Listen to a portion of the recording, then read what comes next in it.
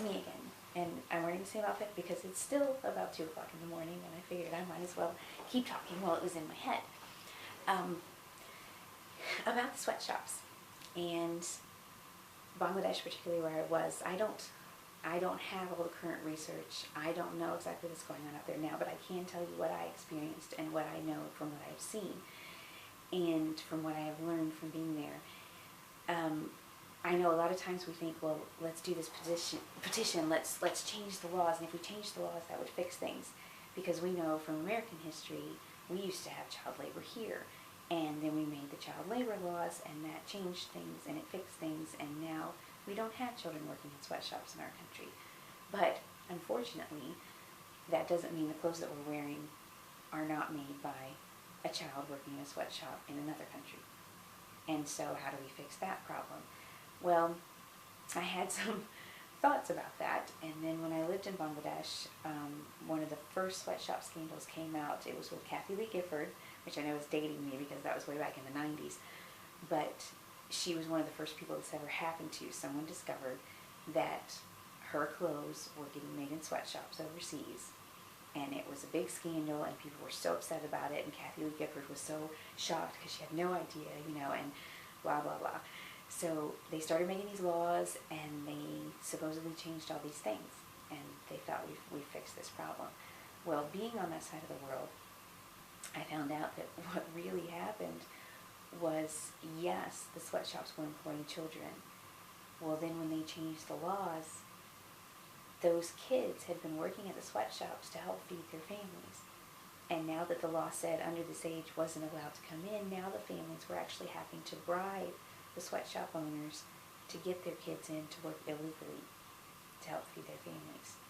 So instead of making it better for that family or even that child, it made it worse for that family and for that child because they still continued working, but now they were getting paid less or they were getting treated less well. It messed up the system instead of helping the system. And it really shook me up because it made me realize that sometimes our solutions don't translate into other cultures and other situations. So what do you do?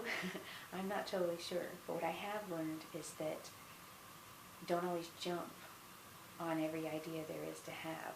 Another situation that really showed me that was when I lived in Uganda. When I first got there, I got to Kampala, and I was totally amazed at the lack of street kids. In Bangladesh, there's street kids everywhere. You'd go to the store and just be swamped by them, and they'd follow you around, and it was totally heartbreaking. And in other places I've lived, it's, been bad. Well, no, that's not true. Bangladesh was the one place where it's really bad. But when I got to Uganda, there weren't. I didn't see them, and I was really surprised, and I asked somebody about it, and they said what had happened was this group had come out, great intentions, really nice people from the West, and they solved the street kid problem in the city of Kampala, and they decided to fix it by doing a day club, like a kids club. And so they were going to let the street kids come and feed them one meal a day and probably help them with some other things. And that was a great idea.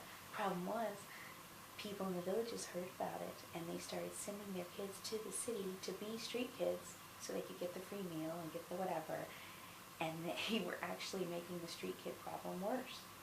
Well, when the Ugandan government found out about it, they said, this isn't helping us, this is hurting us. So they sent the nice group with their good intentions away, and all the kids that were in the street, they took them back to the villages they came from, back to their families, and the real street kids, they found out what villages they originally came from, and they took them back and found homes for them as well, which was fantastic. It was a great thing for them to do. But it just reminded me again that sometimes our solutions actually cause more problems. So when we're thinking about trafficking, when we're thinking about exploitation, and these thoughts come to our mind, well, this worked here, let's try this here, here's this idea. We need to be very cautious and search things out. And the best thing that we can do is find somebody in that setting, particularly in that culture, that knows the people who would understand best what would work.